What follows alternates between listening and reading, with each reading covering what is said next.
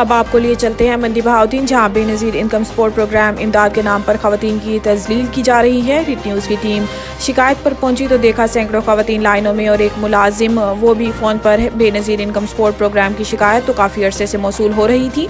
रीट शिकायत सेल के इंचार्ज राजा जवाद अंजुम अपनी टीम के हमरा पहुंचे तो रीट के कैमरे की आंख ने देखा कि सैकड़ों खवातीन लाइनों में खड़ी हैं और एक शख्स इनको डील कर रहा है और वो भी हर 2 मिनट बाद टेलीफोन पर मसरूफ़ हो जाता है और मुख्तलिफ नकाइस से निकाल कर खवातीन को मायूस करता रहा। एक साइल ने नाम ना जाहिर करने की शर्त पर रीट न्यूज़ को बताया है कि ये लोग जानबूझकर छोटी मोटी गलतियां निकालते हैं और फिर एक मखसूस शख्स के पास भेजकर पैसे वसूल करते हैं। लाइनों में लगी खवातीन मजबूर, लाचार और बेबस हैं, जो किसी किस्म की शिकायत इसलिए नहीं करती कि हमें ये इमदादी रकम नहीं देंगे और सारा दिन यहाँ बैठ कर मायूस होकर रात को वापस घर लौट जाती हैं।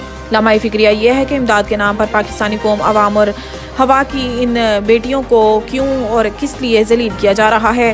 क्या इसका कोई बेहतर हल और अच्छा तरीक़ाकार नहीं निकाला जा सकता कि लोगों को घर बैठ कर पता चल जाए कि वो इमदाद के अहल हैं या नहीं, या किसी सियासी ढेड़े की चिट चाहिए या कोई बड़ी सिफारिश। रीट न्यूज़ की टीम ने नदीम अफजल चंद, पाकिस्तान पीपल्स पार्टी के मरकजी लीडर और ज़िला इंतजामिया से अपील की है कि खवातीन को इस जिल्लत से बचाकर कोई मुनासिब तरीक़ाकार बनाया जाए ताकि खवातीन इमदाद के नाम पर रुस्वा ना हो और इनकी इज्जत के साथ बेनज़ीर इनकम सपोर्ट से रकम मिल सके। कैमरामैन नदीम इकबाल के साथ राजा जवाद अंजुम, दफ्तर बेनज़ीर इनकम सपोर्ट प्रोग्राम मंडी बहाउद्दीन। अब तक के लिए इतना ही। मज़ीद न्यूज़ और अपडेट्स के लिए विजिट करें हमारी वेबसाइट readnews.pk।